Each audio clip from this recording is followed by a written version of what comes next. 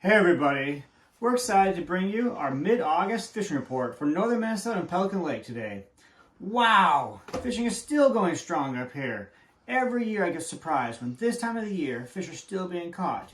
You know, you hear fishermen talk about late summer fishing, you hear things like dog days of summer. Oh, the difficult part of summer to fish. That is not happening up here, at least not for pike and bass fishing. We're still going strong. But the walleye, are you wondering where the walleye are? Yes, that is much slower. We're still getting some caught. Look at this big one got caught this week. Okay? No shame in catching that fish. We have had a few others caught as well. When Brock and I go out and collect the fish guts in the fish house, we're seeing some walleye in there. So we know some of you are catching walleye. Nobody wants to share those secrets where they're at, but we know you're fishing off of Bald Island and the backside of Cope and Peterson Island, that deeper water. They're out there. People are starting to jig for them. Okay? They are being caught. Crappie fishing.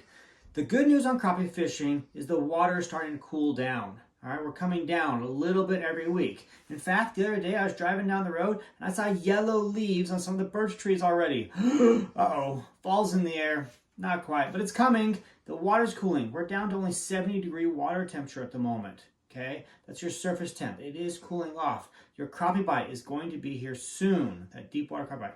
Right now, the crappie are still out in the weeds. They're scattered in the weed deep. We're having some people do pretty well in them, though, okay? We had a new fisherman this week. Never been here to the lake. Went out there and came back with 8 nice eater-sized crappie on his very first afternoon.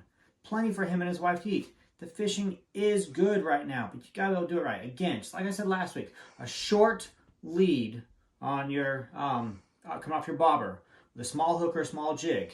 If you put a minnow on there, you're gonna catch crappie. If you put a small worm in there, you're more likely to catch bluegill.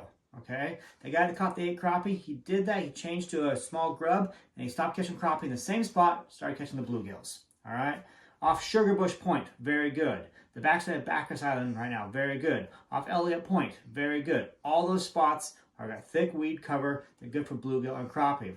Check out this nice crappie. This one was actually caught in a topwater lure. Okay, thrown for bass, but it shows you the crappie are active and aggressive. Here's a bluegill picture caught last week.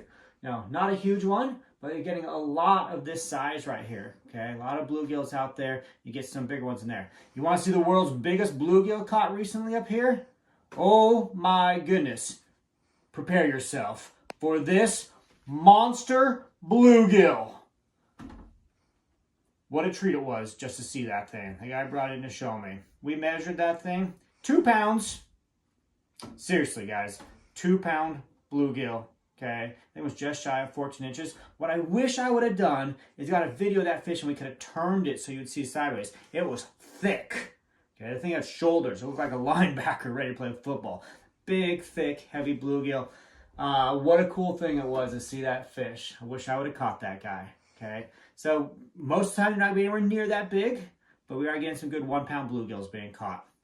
And of course, right now, this time of year, the bass fishing is good. All right, here's some more bass pictures. The coolest thing right now we're seeing is not just largemouth. We're seeing more and more smallmouth all the time. Lots of good smallmouth fishing. Why?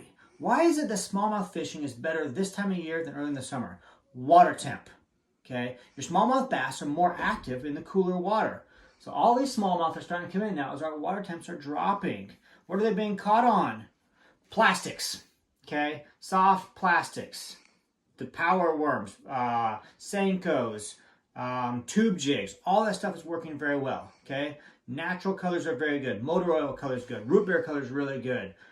Pumpkin is very good right now. All those things are coming. We're about ready to go into the black and blue phase, I think, right now, and the PB&J colors. Those should be working quite well as well.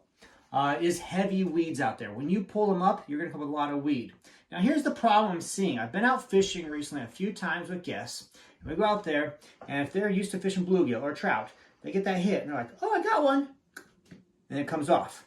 Guys, there's a phrase. It's called rip the lips. When you get a bass on, you feel that? You got to put your tip down, take the slack out of the line, get it good and tight, and then set the hook really hard, okay? Your rod tip should go down. Point at the water all the way up. In fact, if you have it on, that fish is going to pull back, and it's going to bend over and be back up. Okay, you can't do these like little lighthearted sets. I hear a lot of people right now saying, well, I had a bite, but I went to set the hook and then it came off. Partway to the boat, it came off. okay, set the hook. As our customers here at our resort have been setting hooks hard, they're getting more and more fish at the boat all the way in. So go ahead, reel it down, tighten up the line, okay, take all the slack out of it, set hard, and fight that fish in. You're gonna get more of these big bass, okay? So many nice bass coming in the mornings and the evenings, except when it's really cloudy. Now last week, I think it was on Friday, we had an overcast, drizzly day all day long. Very light winds, drizzled. Most people said, oh, I don't want to go out in this weather. It's not going to be good. I'm going to get all wet. Baloney. Put your rain gear on and go out there on those overcast, rainy days. The fish are in the water. They're already wet. They don't care that it's raining, all right? But that little bit of drizzle on the water and the overcast makes sure there's no shadow for your pole, no shadow for your boat. You're more likely to catch fish on overcast days. Go fishing. A lot of our customers said they had their very best day of fishing last week when it was overcast and drizzling. All right, it was really good. So go for it. Go fishing. You're going to catch a bunch of these smallmouth.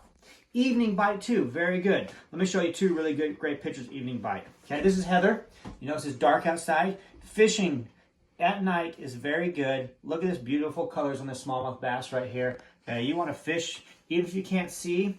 I know the bugs can get really bad at dusk, but the bugs come out, the frogs chase the bugs, and the bass chase the frogs. So if you're throwing a frog lure, you want to be doing it late.